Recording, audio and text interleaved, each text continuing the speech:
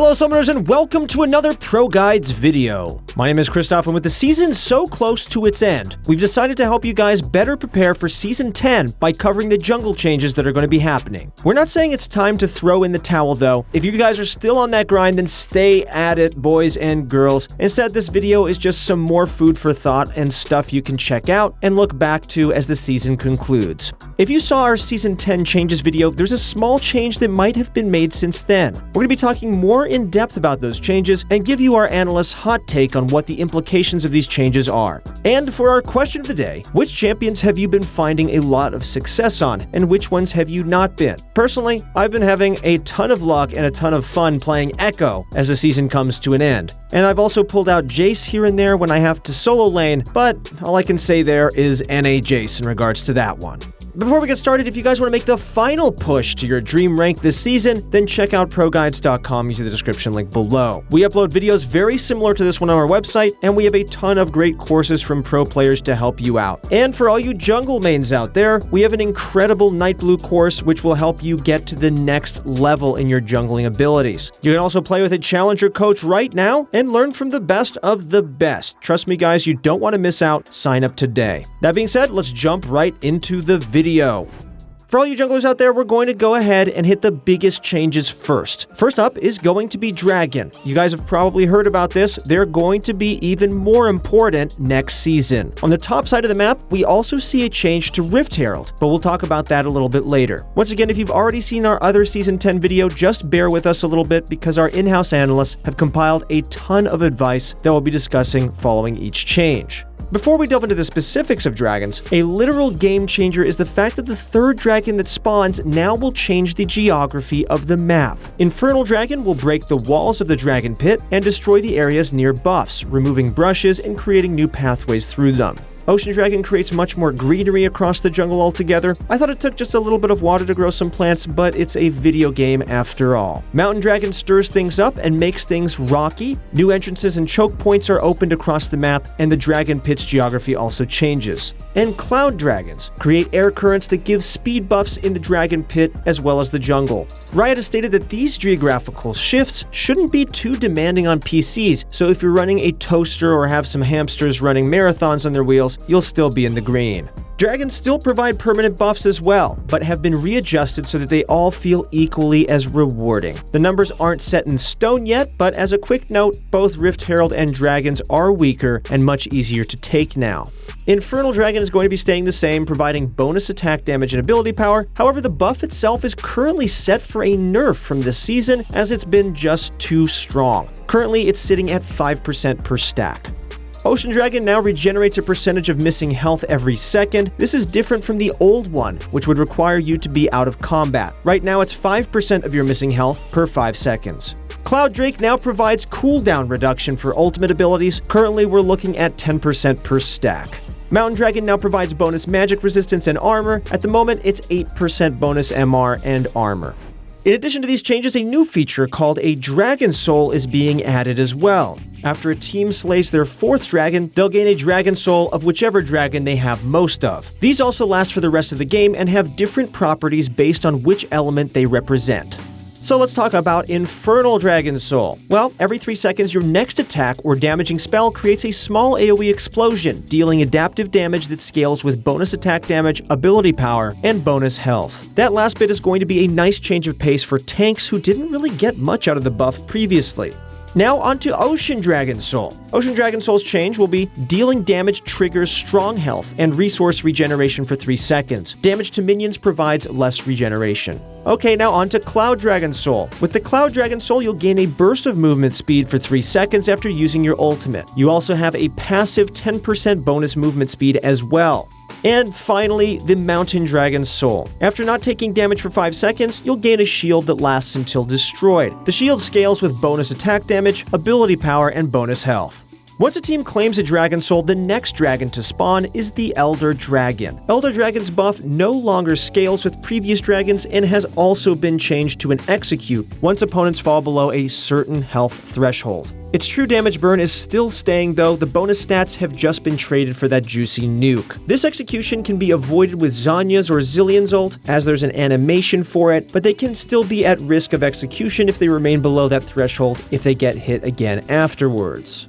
Okay, now let's discuss our analysts' thoughts on these changes. In spite of the fact that bot laners are receiving XP nerfs, they're going to remain relevant and arguably even more important. As a jungler, you'll need to heavily value pressuring your bottom lane to secure dragons, as the advantage a Dragon Soul provides is pretty invaluable. The dragon buffs themselves are a bit weaker, but the final return you receive on any of these Dragon Souls is huge. You're going to need to heavily adjust your play based on which dragons spawn, and especially make an effort to keep tabs on how many dragons your opponent has. This is extremely similar to the dragon from Season 5 for all you League veterans. Like then, each dragon is basically another step towards a ticking time bomb exploding. Trading turrets or making cross-map plays has been a viable counter strategy for a while now, and it still will be. However, you'll be much more limited on how many times you can make this trade now. Our analysts believed that previously trading a turret or Rift Herald for a single dragon was honestly more worthwhile in almost every case, but with these changes, it'll only be worth it in two situations: if you can confidently stop your opponents in the attempts that they'll make, or if the first two dragons that spawn are identical and you immediately recognize that the soul the enemy team will gain isn't very valuable for them. An example would be if the enemy team has very low damage output and a second mountain dragon has spawned. In this scenario, trading and gaining more income will be more worthwhile because you'll still be able to out-team fight your opponents with item advantages. On the top side of the map, Rift Herald is seeing changes as well. She'll spawn much earlier at 8 minutes now and can also respawn 6 minutes after she dies the first time, as long as Baron doesn't spawn before that. This opens up a lot more counterplay on the other side of the map if one team decides to pitch a tent in the bot lane. Like we mentioned, the first trade of Rift Herald for Dragon will almost always be more worthwhile, and at worst an equal exchange. Once you see which dragon spawns next, you'll be able to better determine whether you want to give that one up for a second Rift Herald or start contesting and putting a stop to your enemy's shenanigans.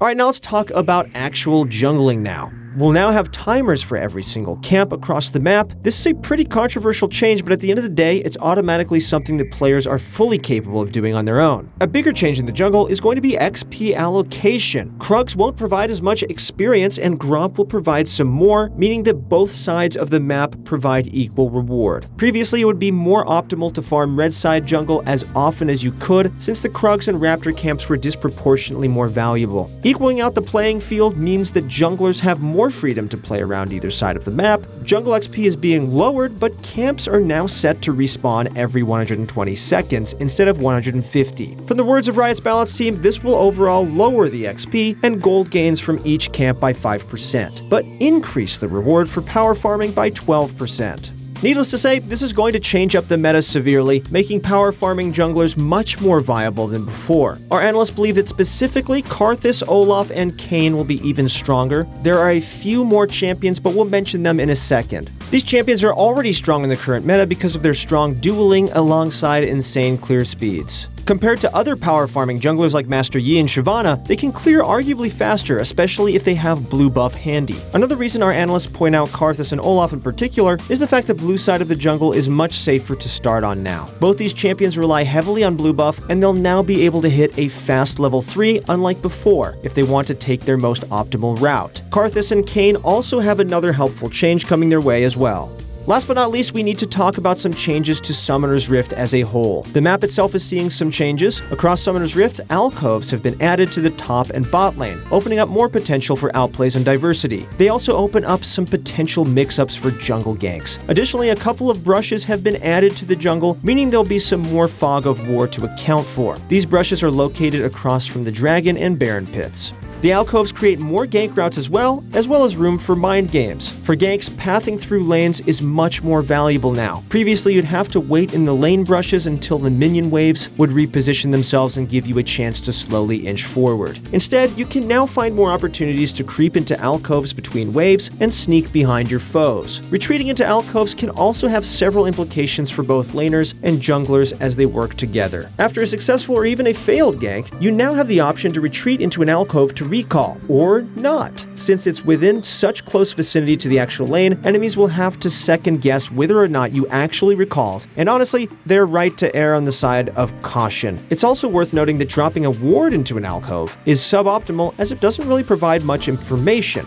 Laners can do the same thing as they retreat into alcoves and attempt to bait their opponents into pushing to set up ganks. While this was possible with brushes before, this is another mix-up that allows for some extra variety and spice. The reason that Kayn and Karthus will benefit from alcoves are different. For Kayn, he can naturally path through walls, sneak into them, and through them more easily than others can. With how narrow alcoves are, Karthus will absolutely crush 2v2 or 3v3 skirmishes inside of them, as his E is practically guaranteed to deal damage at all times. Finally, we'll talk about some champions that we think will be strong junglers next season as a result of all these changes. In addition to the champions we already mentioned, some other ones would be Nunu, Poppy, Echo, Kha'Zix, Amumu, Hecarim, and Nocturne. Nunu specifically is going to be a hot topic because of how important dragons are. He's one of the best junglers in the game at securing early dragons and providing some safety for his laners. So it's likely that his strength will translate into being a reliable champion for securing dragon souls. The increased XP on Gromp is also welcomed by him, as this is one of the camps that he clears the fastest and he won't have to spend as much time worrying over Krugs. Poppy, although a niche pick, is going to be a stronger pick as a result of the alcoves. Since they're so narrow, fights inside them will lead to very easy stuns. In similar fashion, Echo will also be able to control alcove skirmishes heavily with his W. Amumu, Hecarim, Nocturne, and Kha'Zix will also benefit heavily from the buffs to blue side jungle, as these are champions who often get pushed out of one side in losing matchups. Being able to get more out of blue side is great, as it'll now be easier to recover from a rough start. On top of this, these champions naturally want to farm pretty hard early on and generally want to push for a fast 6. Kha'Zix is also a great candidate for securing dragons with an early Q evolution, while the other champions will heavily benefit from a power farming route to hit a faster level 6 and come online earlier into the game. That concludes our video. Thank you guys so much for watching. If you guys want more content to help you guys improve in League of Legends, then go check out ProGuides.com using the description link below. Go find your challenger coach right now. They're eager to help you out. Super nice people. They'll tell you exactly what you need to do. They know it all. Once again, thank you guys so much for watching. Good luck in your next few games, and we'll see you on the Rift.